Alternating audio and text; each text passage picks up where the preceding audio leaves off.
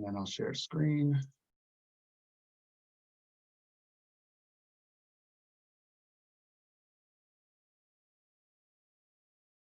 Can everybody see that okay? Okay, cool. We'll get started. Welcome, everyone. My name is Tech Sergeant Dan Wiggers, and today we'll be learning about the 7 Habits of Highly Effective People. So this is a book and a course by a guy named Stephen Covey. It's a 3-day course taught once a quarter on base at the Airman Family Readiness Center. And I took it back in October, and I thought it was fantastic. So I just wanted to share what I learned. I'll tell you, none of the key ideas are my own. They're all Stephen Covey's, but I also use some other stories from different sources to kind of explain some of the points. Here we go. It'll be about 25 minutes, give or take, of a presentation. So for the overview, I'll go over the introduction, where I will tell you a little bit more about myself for those of you who don't know me. And then we'll quickly discuss a few concepts before getting into each of the 7 habits. And finally, we'll conclude with any kind of questions, and I'm going to ask a couple questions myself as well. All right, so many new faces here in the squadron. I don't know a lot of you now. You probably don't know me, so I'd like to tell you a few things about myself. I'm one of the evaluator flight engineers back in Stanival. Grew up in Jersey. We were stationed at McGuire. My dad was a 141 load master, and my mom was in SARM, so that's kind of how they met. Moved to Texas when I was 12, lived there until I joined in 2009. I joined as an F-15 avionics troop. In 2014, I cross-trained and got to Travis in 2015. So why, oh wait, let me go back. I'll explain some of these. So this is me in the top left corner, F-15 in the top right. You got my wife, Misty, and I in the bottom right. We went to a tennis tournament down in Southern California. We're big tennis fans. The tail flash here of the C5 is 5010, which was my initial trick ride jet, as well as my dollar ride jet. So that one always sticks out to me. And then this is the biggest thing I kind of got going on in my life right now, 6-week-old baby girl. It's our first kid. So that's me. All right, so why am I doing a professional development on the 7 habits? Some of you may know what it is, may not. But to me, professional development and personal development are pretty much 2 sides of the same coin. In fact, I really like to think that to excel at professional development, you should have a strong foundation of personal development. So a ton of the concepts in the course were echoed at NCOA and ALS. So those of you that have been through it, some of it may sound a little familiar, but I like the way they present it in this class much more, actually. And was talking with Senior Master Sergeant Reinbold, who'd read the book, and he had a great way to explain the course, pretty much saying, well, he read the book. He said the habits are essentially tips on how to become a better person. Really simple. And the ideas are simple, but super profound once you dig into them. And it's a 3-day course that you go over 7 different things. So you get pretty in-depth in the course. This is just the course definition of effectiveness. Just explaining how learning and implementing the habits you learn in the course will lead to results. And just like anything, the more you practice, the better you'll get at them. Next, we have personality versus character. The course likens our personality and character to a tree, as you can see here. On top, we have the personality, so what everyone sees, and it can change colors according to the environment. So the things around it have direct effect upon it. But our character, on the other hand, is what always remains, even during the harsh weather. So this course's goal is really about character development.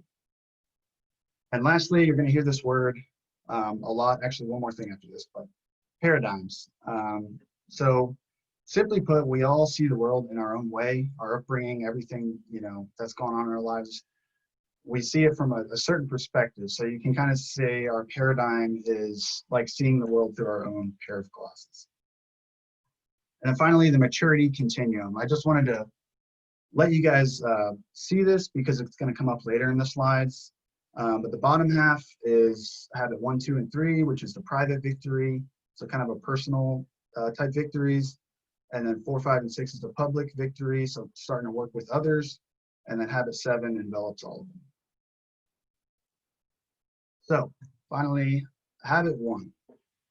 Habit one is be proactive. It's the habit of personal responsibility. So he says what happens to us and our response is a space, and the key to our growth and happiness is how we use that space. So the common practice that a lot of us do is just to bypass that space. So that moment that we have to choose a response, instead we sometimes just go straight past it and react based on moods, feelings, circumstances, blaming, passing negative patterns along. But the highly effective practice involves pausing, using that space, and responding based on principles and the desired result, which is the key phrase there. What do you want to happen? And use that space to formulate your response on what result you want. Use proactive language, which we're going to get into the next slide, and become a transition person.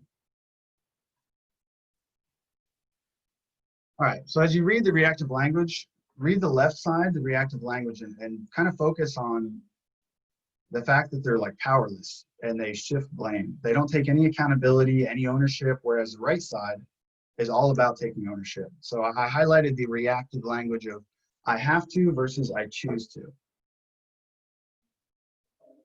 Now that one really stuck out to me, and because I think I used to say it a lot. And we do that in the Air Force with the whole voluntold type thing, I have to do this, I have to do that. Take this presentation, for example. I chose to do this, I asked for it, nobody asked me to do it, but even if they did, even if they came up and said, hey, this sounds like a great opportunity for you, a lot of us would feel pushed to do it. But if you think of it as something like that you have to do it, it's more of a burden, more of a negative, as if rather than something that you have a choice in, but you do have a choice. So this whole habit is just about you have a choice, so take ownership and use some of that proactive language because it can make a difference. And here's a famous story, a little history lesson that illustrates how pause and reflection often leads to the most effective response. So during the Civil War, a general named General Meade, who's on the right, fought against General Lee at Gettysburg. They fought for 3 days and pretty much was winning and had General Lee's army cornered. They were retreated, they were vulnerable. I think they were blocked by some flooding. Yet General Meade decided not to attack.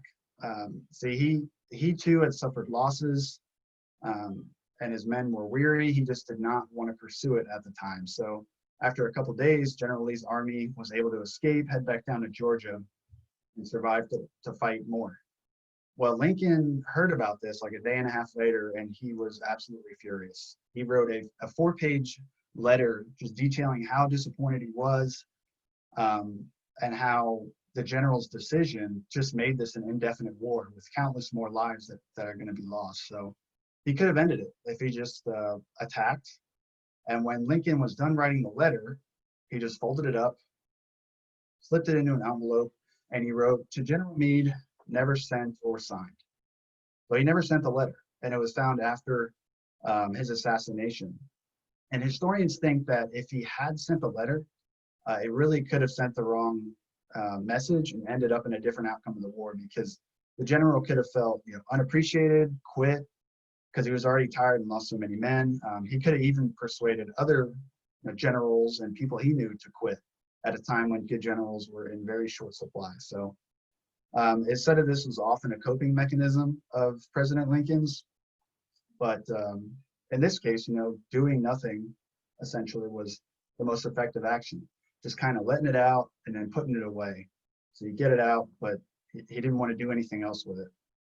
And it turned out, it was a couple more years in the war, but they did win. So very difficult today to do something like that with social media, but it should give us some pause to say, should we do something like that? Take the time and focus on the desired result. That's habit one. Moving on with habit two. They're not all that long, I promise. That was just probably my favorite one. So on to habit two, begin with the end in mind, the habit of personal vision. So the common paradigm is to just go with the flow versus the highly effective paradigm is to clearly define a vision and a purpose in life. So I was never one, like ever, to write down my plans or create, a schedule. But when I went into this class, there's about 15 other people in it. I was surprised pretty much every single other person did. I couldn't believe they did it, and they couldn't believe that I made it, a day without writing things down or planning things. But seeing how it worked for them, ever since I have been writing down a daily schedule, things to do in my own way. It's not super detailed, but it works for me. And I'm amazed at how much it's actually made a difference and helped me. So the thing I want you guys to remember for this habit, beginning with the end in mind, is you have to have something that you're working towards, some kind of goal. And I'll explain a little bit more on the next slide. This one, I kept the slide because of the quote. The creating a personal mission statement is something you do in the class. I won't get into it too much, but asking those questions of yourself, something you can do, on your time or if you do the class. But I love the quote, "The meaning of our existence is not invented by ourselves, but rather detected." But maybe you could pull something else out of that. But to me, that means that it's okay to not know right out the gate what your exact purpose is in life or what you should be doing. It's taken me years to realize that when you choose to do something and you work really hard at it and get good at it, other doors like magically open. Doors that you wouldn't have even known about if you hadn't stuck to a dedicated path going towards a goal. Younger, when I got out of high school, I was super indecisive. And I learned that being indecisive, it just leads to an inability to act. You end up doing nothing because there's no momentum to push you forward. So pick something, have a goal to work towards, and along the way, you'll probably be surprised at what you find. All right, habit 3, first things first, the habit of personal management. The common paradigm is to spend time on what's most urgent rather than what's on most important. So kind of a funny quote there. The main thing is to keep the main thing the main thing. All right, so this says big rocks, little rocks. So what are big rocks and what are little rocks? So you can kind of read the big rocks, things like family, relationship, career. And then the little rocks, some of those things that aren't quite as important. So there's a video they showed us in the course. They're up on stage. It was Stephen Covey and this lady he grabbed from the crowd. And there are 2 big buckets. One was completely empty, and one was filled with a whole bunch of like little pellets, almost like airsoft pellets. And there were also several big rocks kind of laid out on the table. So he asked the woman to fit the big rocks into the bucket that had all these pellets already in it. So there's a little bit of room. It wasn't all the way full. But she couldn't, it was impossible. You couldn't push the rocks down into the pellets. So what she ended up with was something that you see on the left side. There was rocks falling out. It was pretty much just impossible to do. And so what he asked her to do next was to put the big rocks in the empty bucket and then fill in the area around with the pellets. So she carefully did that, kind of carefully poured everything in, and everything fit perfectly. So the whole point of the habit is just to focus on the big rocks and to get them dealt with first. Otherwise, you're going to be filling up your time and energy with all this small stuff, and you're going to neglect the most important things in life. This last part was from habit 3. There's like several things in each habit. I'm kind of picking my favorite 1 or 2 things, but there's a million, which is why it takes 3 days to do the course. But this is another really cool concept I held on to after the class, the idea of evaluating how you spend your time. So your time can fall into one of these 4 categories here, Q1, Q2, Q3. And in the class, man, even now, I'll be honest, I'm in Q4, probably a lot more time than I'd like to admit, but it's helpful to recognize that and to say, ask yourself those questions. Where am I at right now? Is this good for me to be here? What is the consequence of me being there in Q4 for too long? So you want to try to do your best, not all the time, but most of the time to try and be that Q1 or Q2. So the Q1 is necessity, important, and urgent. So it's things that pop up like your water heater breaks, something you have to take care of immediately. And then the Q3 distraction is just those kind of like those little pellets, those little rocks, the things that need to get done, but like, let's say you weren't at work, they would get taken care of. But if you're there, somebody's asking you to do it and you kind of have to do it. All right, on to habit 4 with a little story involved. So habit 4 is think win-win. It's the habit of mutual benefit. So you can read some of the common practices versus the highly effective practices, but the lesson that made the biggest impression on me was scarcity versus abundance mentality. So this guy on the right, his name's Tony Robbins, and he has a great story about this. He's a motivational speaker, a businessman, super successful dude. But he tells a story about when he was young, broke, living alone, and he would be working really hard trying to figure things out, and would get like angry and envious when things wouldn't pay off immediately, and he kind of saw others who had more than him and didn't seem to work as hard, and he thought, they probably don't deserve that, and how unfair it was. So one day he walked like 3 miles to go to this buffet that was really cheap, and he wouldn't spend any money on gas. So he walked over there, he eats, he gets done eating, and he has like less than 20 bucks to his name at this point. And this young woman holding the door open for her, he pulls her chair out, just showing her a lot of like love and respect. And for some reason, this just really got to Tony. He really like respected it, and it just kind of touched his heart. So after he got done eating, he walked past their table and just said, to the little boy, he said, "It's so nice of you to take your mother out for lunch. You're such a gentleman. You're so respectful," and all this and that. And the boy kind of turned to him and said, "Well, I'm not really taking her. I'm only 11, and I don't have a job or any money yet." And Tony just reached into his pocket as he tells the story, and he just laid his money out in front of the kid and just said, "Yes, you are taking her to lunch." And he just walked off out the door. And he said he was so surprised, this feeling of euphoria that he had, like he was walking on a cloud, at a time where he just gave away his last $20, didn't know when the next money would be coming. He felt amazing. So he got back to his apartment, thought about what to do next. He figured he'd just fast for a day or two or so until he got some money. And then he went to sleep. The next day he woke up, he checked his mailbox, and he found this letter. So he had lent a friend $1,000 several months back, and every time he kept hitting him up, the dude was ducking him. So it was from that friend that he let borrow money months and months back, and inside was a check for $1,000 and a letter explaining, how bad the guy felt for ducking him all those times when he had helped him in his time of need.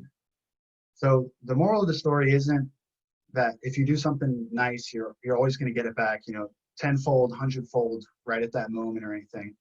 But from that moment, Tony just said that he knew he would never have a scarcity mentality again.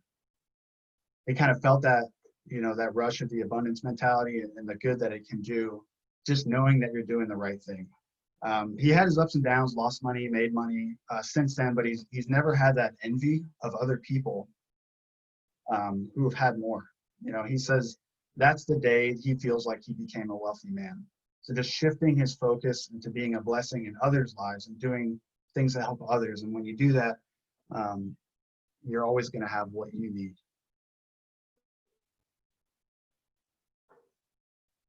All right, habit 5.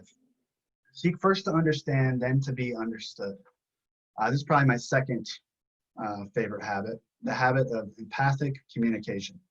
So the common paradigm is needing to make sure other people understand your point of view. So it's all about you. And the highly effective paradigm is realizing that you have a greater influence with others if you truly understand them first. So Stephen Covey says, the greatest need of a human being is to be understood, validated, and appreciated. So how do we help each other feel understood, validated, and appreciated?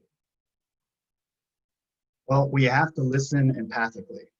So empathic listening is listening with the sole intent just to understand, whereas autobiographical listening is listening with the intent simply to reply. We've all been there. I still do it. I won't say every day, but every other day. I mean, when I'm having a conversation with somebody, this pops in my head because I do it so frequently, autobiographical listening. So, you're listening to somebody else speak and you're having all these thoughts running through your head. Sometimes you want to reply and sound smart and say the right thing. And, impress somebody. Sometimes you just want to speak up and quickly defend yourself. But either way, when you focus on what you're going to say next instead of what the other person is saying to you right now, you're failing. So there was this interesting exercise in the class that we had this talking stick. I don't know if you guys can see me, but it's just kind of a silly little thing they gave us. But we had this talking stick, and what they wanted to do was one person at a time would tell the other person something that in the past they got upset about or someone they got upset at. And when they were done, the other person had to repeat back to them what they got upset about and exactly how it made them feel. So the person with the talking stick then had to agree or disagree that the listener fully understood before passing the talking stick and letting them speak their mind. Then the other person, and once they agree, yes, you got exactly what I said, you understand me, then you pass the talking stick and do the same thing back. And it was strange, to say the least. But the fact that it was strange really highlighted that the reason it was strange is because I don't do it. Barely any of us probably do, unless maybe you've taken the course and you've practiced this kind of thing. But it takes practice. So I have a suspicion that most of us don't do it, but we need to do it, or at least practice it if we want to help somebody feel understood, validated, appreciated.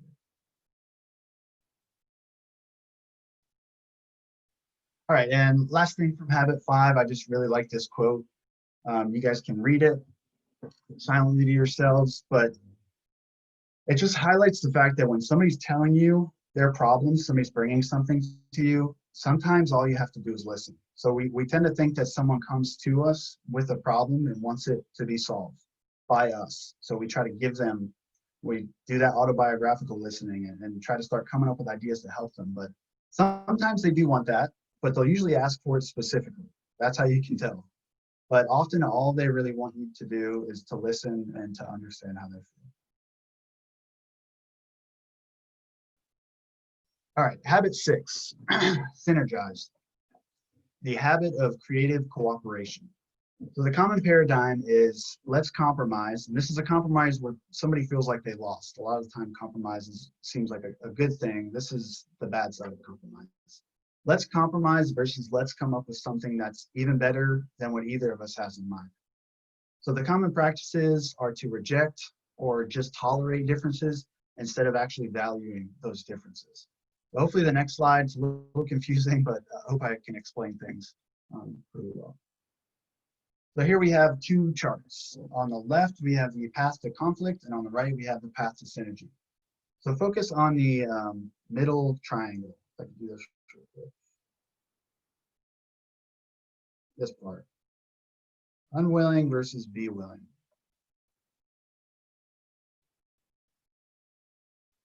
So unwilling versus willing, we've all been on those crews or with that group of friends where one person or maybe a couple people are just not willing to do what the rest of the group wants, or there's some kind of conflict in there. And there's a million reasons why this could happen, but focus on the bottom of the pyramids. Focus on the left, the path to conflict is unclear end in mind versus synergy is clarifying the end in mind. So does that person know what the group is wanting to accomplish? Do they have that clear end in mind? Or maybe they don't feel validated or appreciated. Maybe they feel like no matter what, nobody's going to listen to their opinion or care. So on that other side, seek to understand first the thing we just went over. Take the time to try to really understand why they are unwilling. Don't just kind of shrug them off and say, oh, they don't get it. They don't want to be part of this. And finally, the middle part of the bottom, is this person or are you rejecting or tolerating differences instead of valuing the differences? So go through each of these questions because the end result, as you can see on the left, up at the top, on the left, the conflict one leads to conflict, at least the defensiveness, compromise, that compromise where somebody feels like they lost, whereas on the right side, the path to synergy leads to what they call third alternatives. Really, that's just a way of saying that everybody in that group feels like they have a say, some kind of stake, and they can air out their ideas, even if they sound kind of wild. Sometimes our wild ideas really aren't that wild. They're actually the right ones that people need to hear. But we'll usually never share them if we feel like we're going to get shut down, by the group or by someone in the group. Just think, like, how many times have you had an idea that you were afraid to say out loud, and then somebody else said the same exact thing, and everybody else thought it was a great idea? Part of that is also balancing courage and consideration. So having the courage to speak up, and also the consideration to let others do the same. But I've definitely fallen into that before.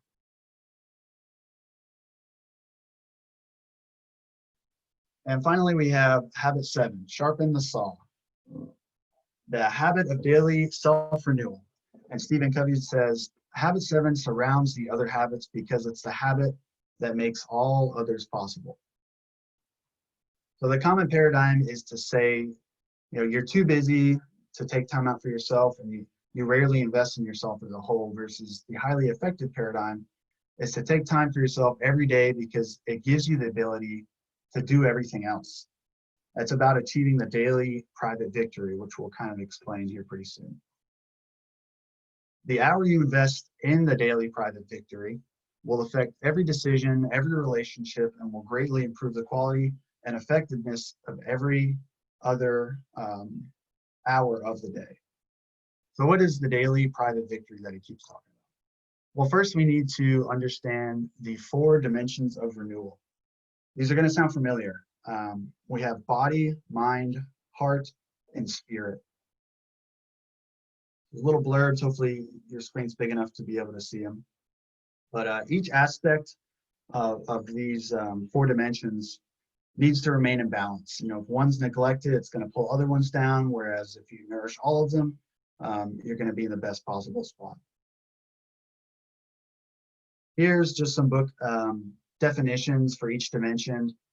Body can be as simple as, it doesn't have to be complicated. It can be as simple as body getting the right amount of sleep, mind just reading something, heart, making new friends or forgiving yourself or others, and spirit, just follow if you have any spiritual practices, or just going like a walk in nature. Here's an example pulled straight from the book that one of the ladies had.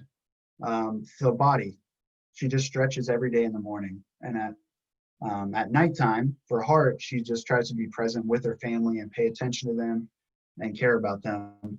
Mind, she reads every day, tries to do 2 books a month, 1 fiction, 1 nonfiction. So kind of get learning, but also stimulating the mind with some stories as well. And spirit, she does something she enjoys, something that reinvigorates her spirit, so she paints. And this is what I was talking about, why it might sound familiar.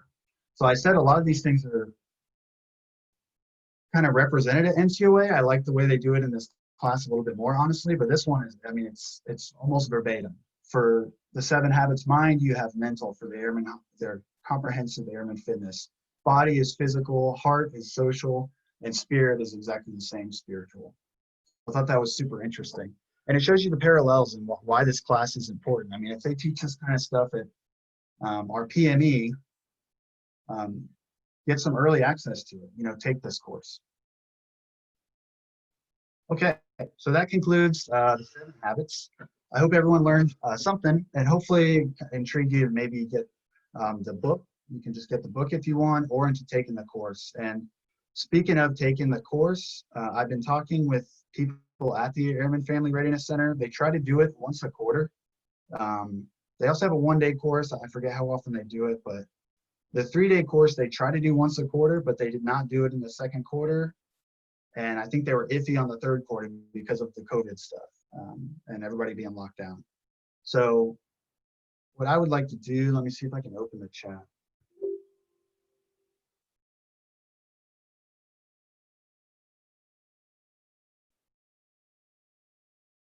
I forget how to do that. If you could just put it. What's up, Senior Reinbold? Hey, well, anyways, I'll get it later. I'll probably send like something on Slack, but I'm trying to get somebody to come into the squadron and teach the class in the squadron. And they sound like they are very open to doing that. But the only downfall is, Yeah. there's about 20 people that could possibly do it per class. There's about 20 people that they want because it's like an interactive type course too, so they don't want like a million people in there. So if you're interested in it, or you have troops that could be interested in it, I'll try to send something out on Slack and create a thread for people that are legit interested in doing it, so I can get an accurate head count, and maybe we could do the course a couple times if it's really successful. So that's it. Does anybody have any questions? Hey, Sergeant Wiggers, can you see and hear me? Yes. Dude, that was awesome presentation. Like you said, I read the book and you nailed it. Really good stuff. I like how you drew parallels, right, with the 4 pillars of resiliency along with Covey, and then, talking about abundance, servant leadership, that kind of rings true with that one. And I know we spoke privately, right, about personal relationships, about seeking to be understood, right, instead of just like waiting to form a rebuttal or something like that. So not only like work relationships, but it definitely helps with private relationships too. So I just wanted to say that was awesome, and I appreciate you doing it. Thank you, sir.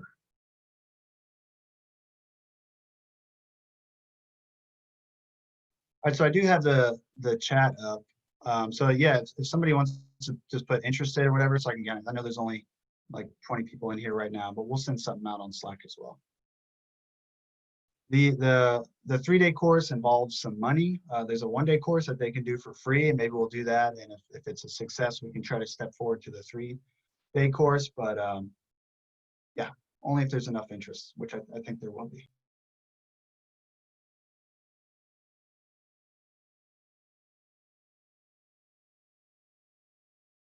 Okay, anything from any of the RNs or from you, Senior Reinbold, or anybody around the room? I don't have Hey, Dave, anything I'll jump in real quick. Hey, just like Sergeant Reinbold said, awesome job. It was definitely much value added to your briefing, and I would highly encourage anybody, if you have not yet read Stephen Covey's book, been able to go over to AFRC and take their course, or listen to any of his podcasts that he talks about the 7 Habits of Highly Effective People, because it's extremely important information, right? His book is a self-help book. And if you listen to Simon Sinek, he talks about why when you go into a library, they have a whole section on self-help books, but there's no section where it talks about help others. But leading into that is these self-help books and these self-help traits are what you use to better others and better the team. Remember, again, that to be an infinite leader, you have to continue making those around you better. And it's not just holding on to information to yourself. It's pushing that information like we do in these PDs to get that information out to make us as a whole better, right? This is a team sport. It's not a me sport. So I, again, appreciate all the information. Habit number 1, right? You could get into all of them and talk about all the different ones. There's so much information to cover and talk about. I love habit number 1 is being proactive. Again, kind of if you watched the YouTube video that was put out the other day, talks about focus on what you can control. It's the same thing, you always hear people talking about, we've had these conversations just like we had yesterday, that there's a lot of things that are out of your control. So you can only focus on really the things that you're able to control. And what you can control, obviously, 100% is the effort that you put in and day out is 100% in your control. Again, obviously, it's easy to be mediocre. It's easy to show up every day and just be mediocre and not do a whole lot. But that's not what we want. That's not what we want on this team as a whole. And that's not how we get better. I would say I always have this, the saying is that you want to run towards the fire. Be a type that when you see an issue before it happens or whenever there is an issue popping up, be the one who goes towards the fire, right? A lot of people always think that's somebody else's issue. Somebody else will handle that. But again, be proactive and get after those things. Everybody wants the limelight and they want to get after the big things that kind of make them stand out. But it's those little things that add up that really develop you as a person and develop the team. And it's one of those things that you just get out of your comfort zone. A lot of people just get comfortable. You get good at doing what you're doing, and it's easy to stay stagnant and stay mediocre. But once you get out of your comfort zone is when you truly, truly learn so much about yourself and learn a lot more to be a better teammate. So again, Dan, I appreciate the hard work that you put into this. I know that course was much value added to you. And again, I highly recommend it to anybody to be able to get over there and take the course. Or if you're able to set it up with the squadron, that's awesome. Thanks, sir. Dan, I just wanted to say, impressive job. I mean, incredible. So really great job. And like Dan said earlier, he volunteered for this. Nobody went out of their way and said, hey, Dan, will you teach that? He learned something and he thought, he really benefited from it. And he thought that he could share that with the team and you guys would get something from it. So if you guys have any ideas, you have anything that you want to share with the team, you can volunteer for professional development and share that information with the team. So just if anybody has anything, go ahead and send me a Slack message or text message, email, whatever.